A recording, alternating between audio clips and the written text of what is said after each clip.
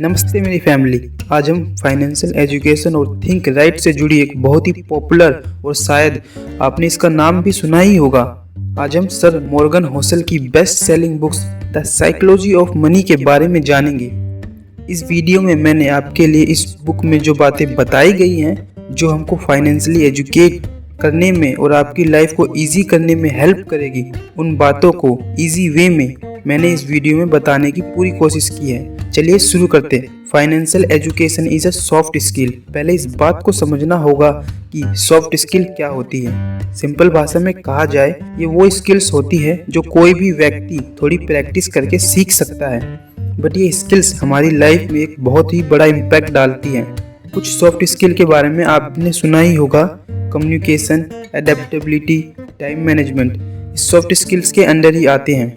उसी तरह financial education भी एक सॉफ्ट स्किल है जिसे आप कुछ एफर्ट्स लगाकर सीख सकते हैं और ये सीख सकते हैं और समझ सकते हैं कि पैसा कैसे काम करता है। इसके लिए ज़रूरी नहीं कि आपके पास कोई डिग्री होनी चाहिए या आपके पास बहुत सारा पैसा होना चाहिए या आपकी सैलरी लाखों में हो।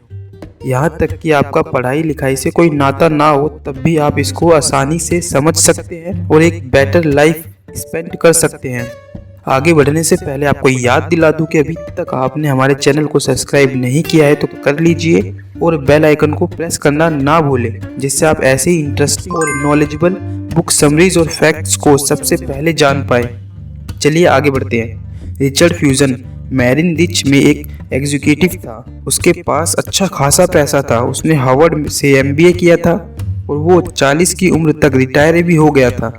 एक बिजनेस मैगजीन के टॉप 40 मोस्ट सक्सेसफुल लोगों में उसका नाम भी शामिल था। रिचर्ड के पास 18,000 स्क्वायर फीट का एक बंगला था, जिसमें 2 lift, 2 swimming pool, 11 bathroom, 7 garage थे। इस बंगले पर का मेंटेनेंस कॉस्ट $90,000 पर मंथ था, जिसको पूरा करने के लिए रिचर्ड ने अच्छा खासा उधार लिया था। पर जब 2008 में फाइनेंशियल क्राइसिस आया तो रिचर्ड रातों रात फुटपाथ पर आ गया। पर उस समय का एक व्यक्ति और था जिसका नाम रोनाल्ड रीड है। रोनाल्ड एक नॉर्मल व्यक्ति है जिसने अपने जीवन की 25 साल तक की उम्र तक एक गैस स्टेशन में गाड़ी रिपेयर करने का काम किया। उसने जैसे पन्ने में 20 सालों तक फ्लोर की सफाई का काम किया। 38 की उम्र में रोनाल्ड ने एक 2 बेडरूम का घर खरीदा जिसकी कीमत $12,000 थी और उसने अपना बाकी का जीवन उसी घर में बिताया। रोनाल्ड की शादी भी हुई पर उसका कोई बच्चा नहीं हुआ। रोनाल्ड जब 50 की उम्र में पहुंचा तो उसकी वाइफ की डेथ हो गई। जिस दिन रोनाल्ड की खबर न्यूज़ पर आई वो उसका डेथ का दिन था। पर जब रोनाल्ड चला गया, उसने अपने पीछे $8 मिलियन छोड़े, 2 अपने सौतेले बच्चों के लिए और $6 मिलियन लोकल हॉस्पिटल और लाइब्रेरी को डोनेट कर दिए। अब आप सोच रहे होंगे कि इतना पैसा रोनाल्ड के पास कैसे आया। और हाँ, आपको बता दूं, ये कहानी कोई बनावटी नहीं है। इसे आप बकायदा विकिपीडिया में सर्च कर देख सकते हो। अब आती है बात, रोनाल्ड की लॉटरी लगी थी क्या जो इतना बड़ा अमाउंट वो इकट्ठा कर पाया? तो ऐसा कुछ नहीं था। उसे फाइनेंशियल एजुकेशन के बेसिक फंडे पता थे कि मैं अपनी सेविंग्स को बचाता हूँ, तो जैसे मैं $50 हर महीने बचाता हूँ और उसे ऐसे ही 5 साल तक बचाता हूँ, तो 50 × 12 × 5 = $3,000 ही बचा पाऊंगा। और जिस तरह से महंगाई बढ़ रही है, ये पैसे की वैल्यू कम हो जाएगी। तो उसने उन पैसों को बचाने से ज़्यादा इन्वेस्ट किया।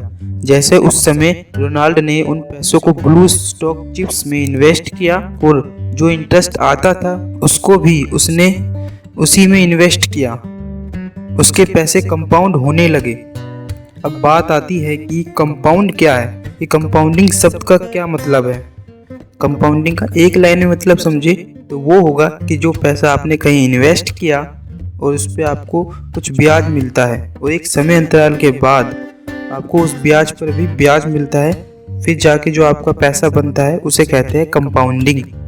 जैसे आपने 10 रुपीज़ 7 डेज के लिए जोड़े और आपको डेली उस पर 10% इंटरेस्ट मिल रहा है, तो आपका पैसा कुछ इस तरीके से बढ़ेगा कि आप पहले दिन 10 रुपये जोड़ेंगे तो आपको उस पर 10% इंटरेस्ट मिलेगा, तो वो आपके पैसे 21 रुपीज़ हो जाएंगे अगले दिन। और अगले दिन आप उस पर 10 रुपीज़ और डालते हैं तो आपको उस पर 10% इंटरेस्ट मिलेगा, जिससे आपके पैसे 23.1 रुपीज़ हो जाएंगे।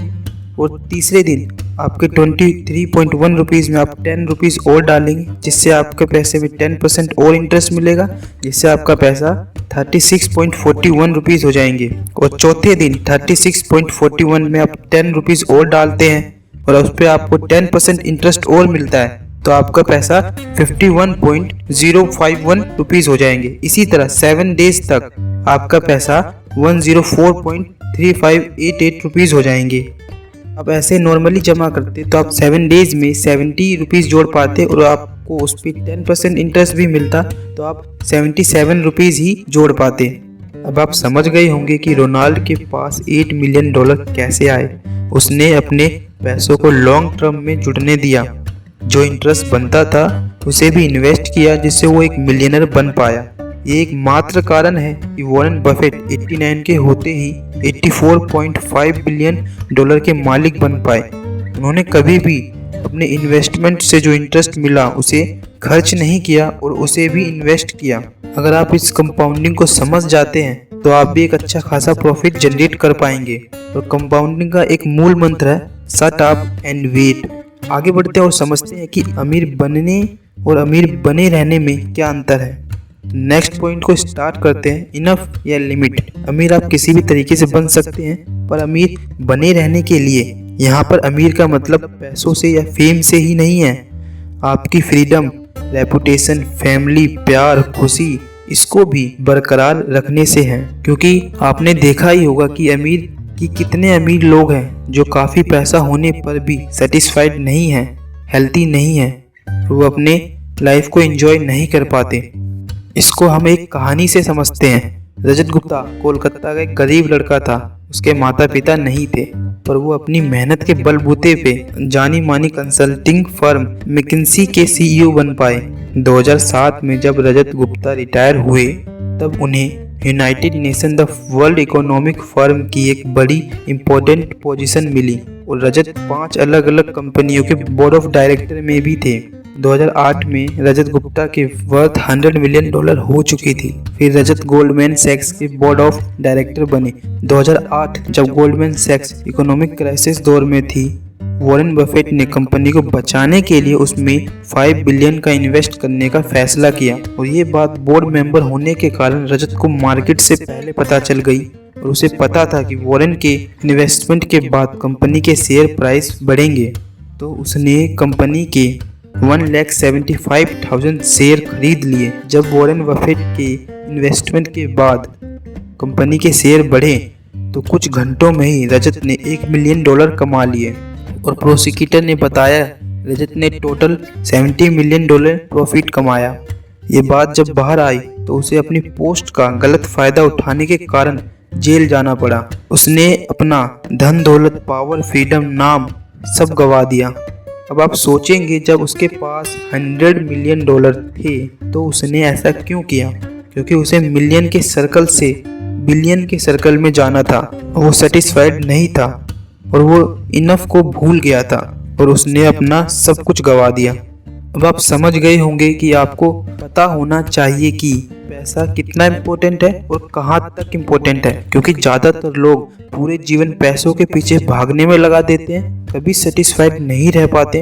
आप बस इतने एसेट्स बना लीजिए जिससे आपको एक अच्छी लाइफस्टाइल जीने में किसी भी प्रॉब्लम को फेस ना करना पड़े और आगे बढ़ने का एफर्ट करे, पर हर समय उसको लेकर परेशान ना रहे। और सबसे इम्पोर्टेंट पॉइंट है कि हम फाइनेंशियल नॉलेज को कैसे बढ़ाएं, फाइनेंशियल एजुकेशन को कैसे जानें। क्योंकि आज की डेट में सोशल मीडिया में जो नॉलेज है वो काफ़ी बिखरी हुई है। नॉलेज तो बहुत है, तो बहुत ज़्यादा फैली हुई है। तो आपको कुछ नहीं करना, सिंपल यूट्यूब पे जाना है, फाइनेंशियल नॉलेज सर्च करना है, फाइनेंशियल एजुकेशन, ऐसे कीवर्ड सर्च करने हैं। जो आपको पॉइंट्स मिलते हैं आप उसको देखिए, समझिए।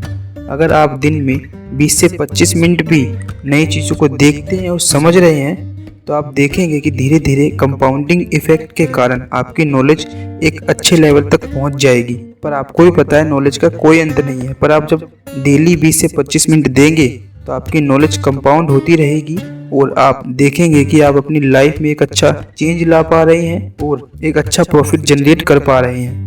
अगर आप ऐसी हेल्पफुल और इंटरेस्टिंग वीडियो देखना चाहते हैं तो प्लीज़ हमारे चैनल को सब्सक्राइब करें और बेल आइकन को दबाना ना भूलें, जिससे आने वाली सारी वीडियोज़ आप सबसे पहले देख पाएँ।